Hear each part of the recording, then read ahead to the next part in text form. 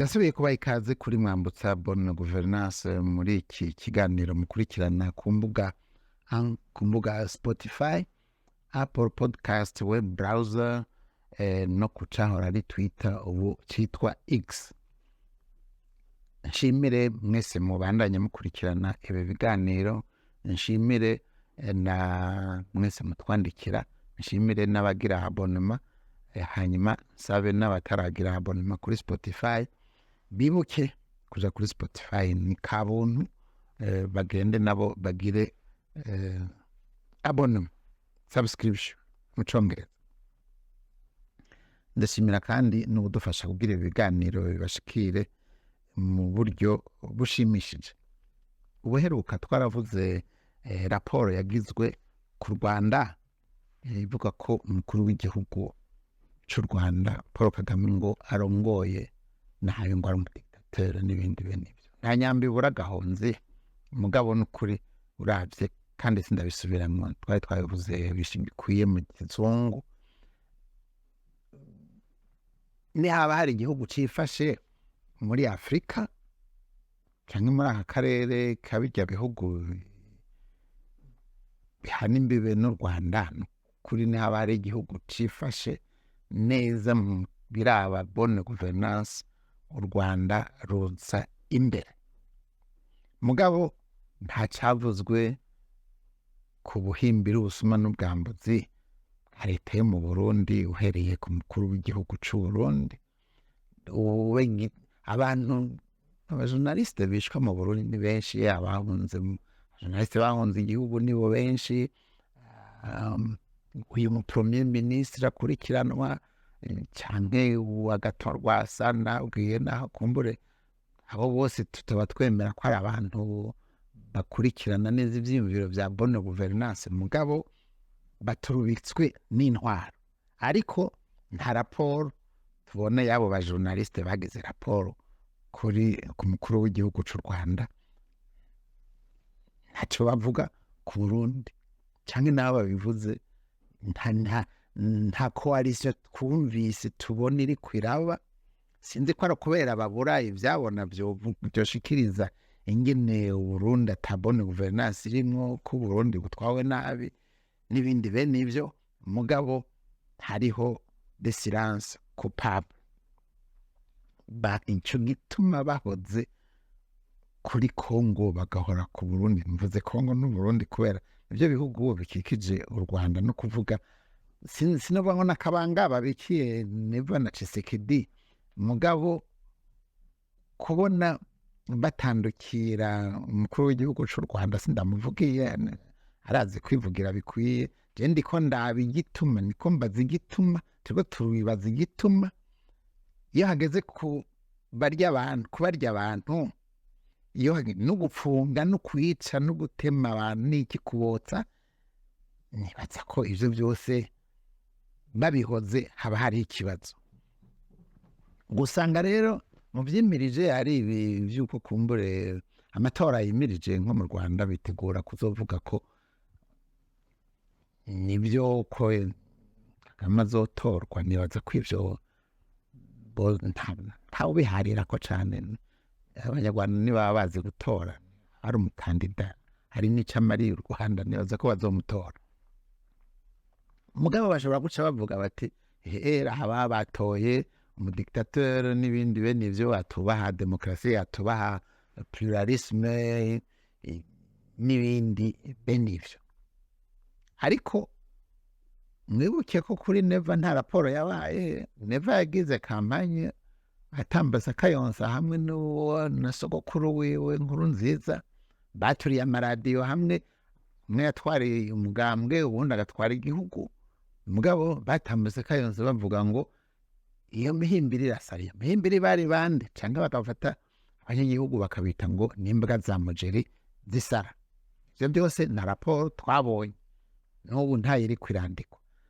Ako kabanga rero bafitiye nk'intwaro nk'izo z'abarya abantu abajenosideri, naho usanga hari ikibazo bagaca batandukira ku urwanya jenoside yayitsinze. Sinzi ko ari cyo bamuhora, mugabo bishobora kuba ari naco, ariko sico cyatuzinduye. Nashaka kubereka ko hariho n'utundi tuntu turiko turaba usanga ariko n'ababitwandikiye babiturungikiye ati muraraba ico mubivuga ko nta kinini twobivuga ko nuko gusa akari mu mpene usanga kari no mu ntama nshaka kuvuga n'ubu ubonye tureka abapfungwa mugabo harageze igihe abantu baragira raporo baregeranya nk'abakuru b'ibihugu abadirigeant africain bicwa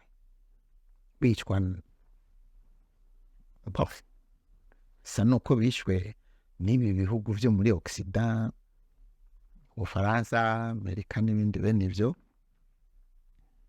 ni benshi kugira ngo kumbure abantu batebe bagira ubwoba ntagire uzosubira gukakaza hereye kuri barya gasore mu Burundi baramumba Kongo n'ibindi bene ivyo n'ubu abantu barapfa mugabo rero ntibicwa mu Burundi gusa baricwa n'ahandi kuvuga yuko wumvise ko ahandi bapfa biba biremesheje abo muri Afrika nabo bamariye ku buhomba mugabo nashaka kumbure tubimenye kugira ngo na cane si kuvyura inzigo cane ahubwo no kugira ngo iyo turiko tuvuga bonne gouvernance iyo turiko tuvuga intwaro ibereye ntihagire complexe zo kwiyumvira ngo ahandi ngo bari n'ico badusumbije kibe nivyo les libertés les droits quand même ntawobesha muri Etats-Unis muri Amerika du Nord iburaya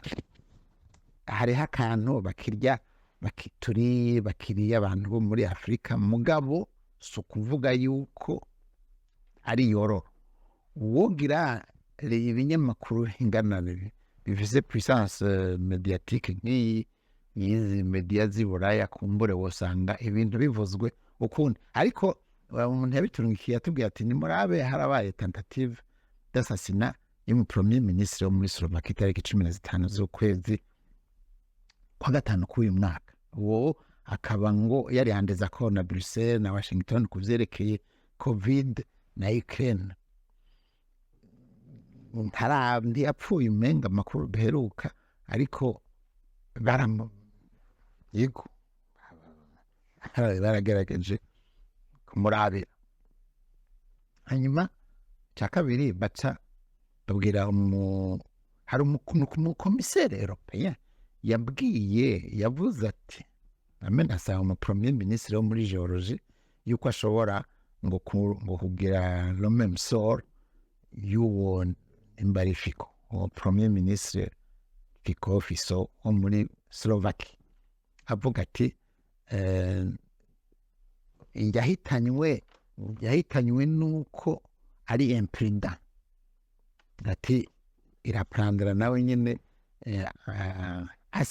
iraprandra l'imprudence ACDP murumva ibi ntawovuga ngo ntibamuhoye yuko adakurikiza politike ya Union Européenne mugabo ntiturumva ko hari enquête zamukurikiranye niyi ni ubli yaba bariko bagira ayo maraporo ku Rwanda canke ku bihugu vyo muri Afrika harabana accident mortel indege y'umuperezida iranien irakoroka ntacemeza ko yakorowe mugabo hariho ududuta na cane uravye Iran ico yapfa n'ibihugu bicuditse na vy'iburaya na cane nk'ibi biriko bigwana muri Ukraine ariko na cane mumenye ko Iran uwo muperezida yari yajanye igihugu ciwe Iran muri ishirahamwe ry'ibihugu vya BRICS ibi biriko biravuga ati n'umugore wundi aravyara abahungu kw'isi si dollar gusa ririho hariho n'ayandi mafaranga kw'isi si buraya gusa buriho kw'isi si Amerika yongenderiho nibi bavuga ati twugurure nibibe la pensée unique hariho rero ikindi ca kane mu premier ministre wo muri Armenie nawe nyene indege yiwe ntiyakorowe mugabo yagize atterrissage d'urgence harezo dimuveta mugabo imbere kubandanya nashaka kubabwira yuko umuperezida iranien na indege yakorotse hariho abantu mu Burundi bama bivugisha ngo iyi ndege ikorotse haca haba ihonyabwoko, muze mubaze ntacabaye, nakujyana ntajyamira ntiyapfuye. ni ukuvuga ko haba hariho kabaza mugabo karagaciyemo. uyu premier ministre wo muri Armenia rero nawe indege yiwe yagize atterrissage en raison du mauvais temps niko bavuga, ariko nawe nyine ugasanga hariho ibyo bapfa muri iyo univers yo kudandaza gaze n'ibindi bene ivyo, na cyane cyane ufatiye ku butumvikana bw'ibihugu vya Buraya n'ibindi atari vya Buraya. Mugabo izo ndege zikoroka canke zigira atterrissage d'urgence bigaca bitwibutsa biriya vya ministre wa defense nka Kagajo, chef d'état major nka Ndakazi, canke n'uwundi ministre, neza ko hari n'uwundi ministre yakorokeye mu kibira barate baramutora ku bukomando bwiwe irasurveke. Hariho itariki 25 z'ukwezi kwa gatanu nyene umutambukanyi w'umudepite européen yitwa Francesca Donato, uwo mutambukanyi wiwe basanze yapfuye, firimbo bamusanze mu modoka, ariko iziga ciwe mu modoka. uwo mufasoni wiwe umutambukanyi wiwe ni yari hostile à la politique vya politique anti-russe. urabona i Buraya kugira ngo uvuge bakumve utegereza gutuka Putin n'Uburusiya n'ibindi bene ivyo. nyaho ujya mu Burundi udatutse Kagame ntubura umurundi ashitse, canke ntubura umusendede yikwije, cyangwa uri umunyekongo yikwije, utegerezwa kuvuga ko Kagame ari umumenje cyangwa ko u Rwanda ari rubi. N'aba rero usanga hariho abantu bagwanye iyo mvugo bakavuga bati ibyo tumugira muri Europe ni ikivyo kuvuga Uburusiya ko butari, na cyane cyane ni mubanze mwirabe na mwebwe nyine. Nuko na cyane cyane ugafatira agaca yongera ko ibintu vya covid hariho ibinyamakuru bivuga ko hari bene ivyo ashobora kuba yazize. Ibi n'ibi byose n'ikindi cyanyuma nagashike ko ibi byose ntibikwiye raporo y'abo ba journaliste ko bokwicara bakagira ico bashikirije kuri absence de bonne gouvernance, ku buryo kumbure les droits humains ne sont pas respectés, atari mu Rwanda gusa ko n'ahandi mu Burundi, Congo, kumbure no mu bindi bihugu vy'Uburaya bishobora kuba bitagenda uko. Dufate nko muri Novembre 2023 naho nyine hariho ubundi mudepite yitwa Michel Rivasi, naho nyine yari figure de l'opposition européenne ku vyerekeye bijya birafere sanitaire, ibi vy'amalobi yari nyuma ya vaccine za covid. Cyane cyane niwe yagwana, ari siwe wenyine yari mu bagwana kugira ngo uyu mukomiseri perezida wa Union Européenne ujya mudamu yanse yuko ndashobora gutanga, bariko bagira enquête kuri amasoko yo batanzwe nabi ku vyerekeye vaccine za covid, yuko yotanga message bagiriraniye kujya bazisaba Hillary Clinton ntazitange, nawe yaranze kuzitanga kugira ngo abadepite abashaka kugira enquête batambutse enquête bisanzwe. Mugabo urumva ibintu bene ivyo iyo bibaye sukuvuga ko bibaye i Buraya canke mu bihugu vya Buraya, ucuvuga ko muri Afrika natwe tubaye beranda, ariko akari mu mpene kabaye mu ntamaro malheur des autres ne console pas.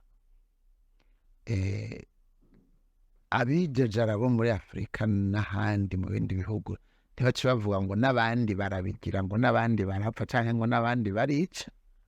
Umenye ko ikibi kiguma ari kibi, hanyuma abagwanira agateka kazina muntu n'abashikiriza amakuru nabo bamenye ko ubuzima bw'umuntu, abantu turangana mu gihe tukitwa abantu turangana imbere y'amategeko n'imbere yo kubaha abandi no kubahirizwa na twebwe, kuko rirya teka uhaye abandi niryo na wewe bazoguha. Ndabashimira ko mwakurikiranye iki kiganiro, nti naho utaha.